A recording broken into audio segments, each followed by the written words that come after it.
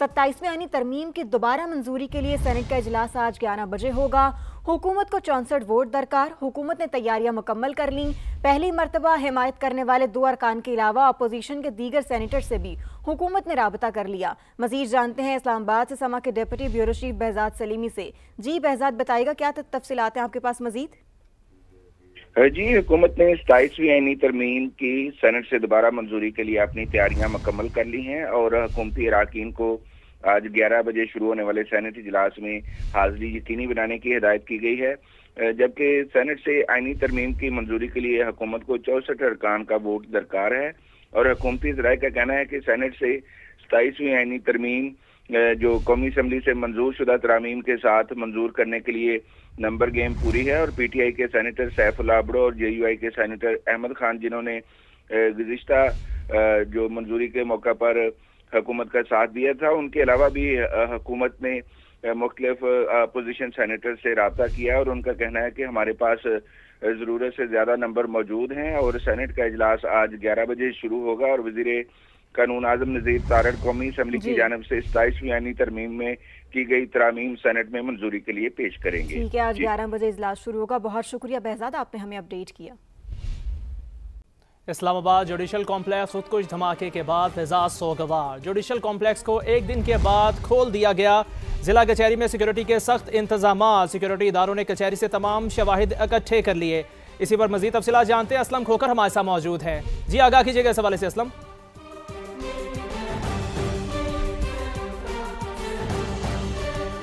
जी बिल्कुल, judicial complex के बाहर जो धमाका हुआ था उसके बाद एक रोज़ गुजरने के बाद कचहरी को जो है वो खोल दिया गया है और यहाँ पे सिक्योरिटी के सख्त इंतजाम किए गए हैं। तमाम वकला जो हैं उनको चेकिंग के बाद कार्ड देख कर जाने की इजाज़त है। उनके जो क्लर्क्स वगैरह हैं उनको भी चेकिंग के बाद और जो साइलिन हैं उनके डॉक्यूमेंट्स चेक करने के बाद आने की इजाज़त जो है वो दी जा रही है। बड़ी तादाद में लोग जो है अपने केसेस और वकला जो है वो यहाँ पे पेश हो रहे हैं। पुलिस जो है वो यहाँ पे खड़ी है और वॉक थ्रू गेट से उनकी चेकिंग के बाद उनको जाने की जो है इजाज़त दी जा रही है। इस हवाले से गुज़श्ता रोज़ जो पुलिस इंतजामिया है उन्होंने तमाम शवाहिद इकट्ठे कर ली हैं और जय वकूफ़ पर जो गाड़ियाँ खड़ी थी, जिसमें मोटरसाइकिल था, वैन थी और एक कार थी, उसको हटा दिया गया है। और इस हवाले से सिक्योरिटी का एक अहम इजलास भी है हुआ है गुज़श्ता रोज़, जिसमें इस्लामाबाद हाई कोर्ट के जज जो है वो शरीक हुए हैं, जिनमें आजम खान और उसमें उसके साथ साथ दूसरे जज शामिल हुए और इसके साथ ईस्ट और वेस्ट जजेस जो है राना जावेद नासिर और मोहम्मद यार गोंदल वो शामिल हुए। इसमें साथ DIG ऑपरेशन और AIG स्पेशल ब्रांच भी शामिल थे। इजलास में सदूर जो है वो शामिल हुए और इसमें यह फैसला किया गया कि यहाँ पर एक मुस्तकिल वैन भी खड़ी, एम्बुलेंस भी खड़ी की जाएगी और इसके साथ जो है वहाँ पे स्नाइपर तैनात किए जाएंगे, वॉक थ्रू गेट लगाए जाएंगे, जिगजैग गेट लगाए जाएंगे। साइलिन के जो बैग हैं वो मुकम्मल स्कैनर से गुजरने के बाद, चेक करने के बाद उनको वहाँ से अंदर जाने किया जाएगा। जुडिशल कॉम्प्लेक्स को एक दिन के बाद खोल दिया गया है। बहुत शुक्रिया असलम खोकर इस तफसील का। क्रिकेट जीत गई, फितरतुल हिंदुस्तान और फितरतुल खवारिज हार गए। पाकिस्तान के दुश्मनों को बड़ा झटका। श्रीलंका की क्रिकेट टीम का दौरा पाकिस्तान जारी रखने का ऐलान। श्रीलंकन बोर्ड का पाकिस्तान की सिक्योरिटी पर मुकम्मल एतमाद का इजहार। श्रीलंकन बोर्ड ने अपने खिलाड़ियों को दौरा पाकिस्तान जारी रखने की हिदायत कर दी। चेयरमैन PCB और वफाकी वज़ीर दाखिला मोहसिन नकवी ने फुल प्रूफ सिक्योरिटी की जमानत दे दी। श्रीलंकन बोर्ड ने दौरा पाकिस्तान जारी रखने का बाज़ाब्ता एलामिया जारी कर दिया।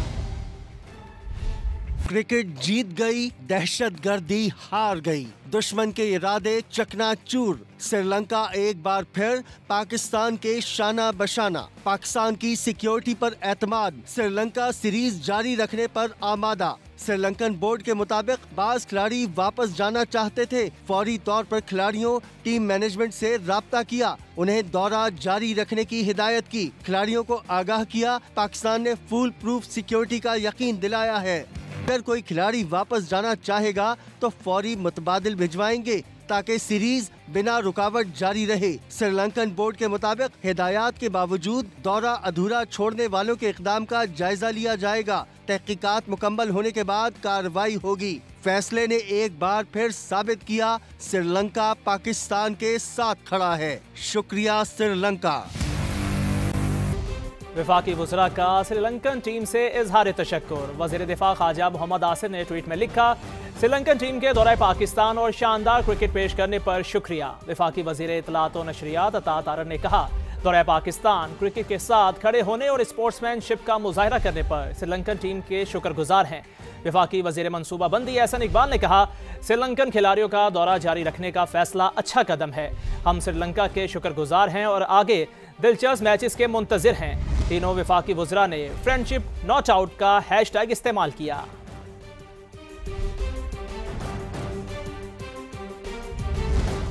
आगे बढ़ते हैं, हमको बताते हैं सेनेट के बाद कौमी असम्बली ने भी 27वीं आईनी तरमीम 2/3 अक्सरियत से मंजूर कर ली। तरमीम के हक में 234 और मुखालफत में 4 वोट पड़े। आर्मी चीफ को कमांडर ऑफ डिफेंस फोर्सेस का ओहदा भी दे दिया गया। Joint chief of staff committee का ओहदा 27 नवंबर 2025 से खत्म। Field marshal, marshal of air force और एडमिरल ऑफ फ्लीट के रैंक पर ताहयात, यूनिफॉर्म और मरात मिल सकेंगी। तीनों फौजी अफसरान कौमी हीरो तस्वुर होंगे। तफसीलात इस्लामाबाद से जहीर अली की रिपोर्ट में।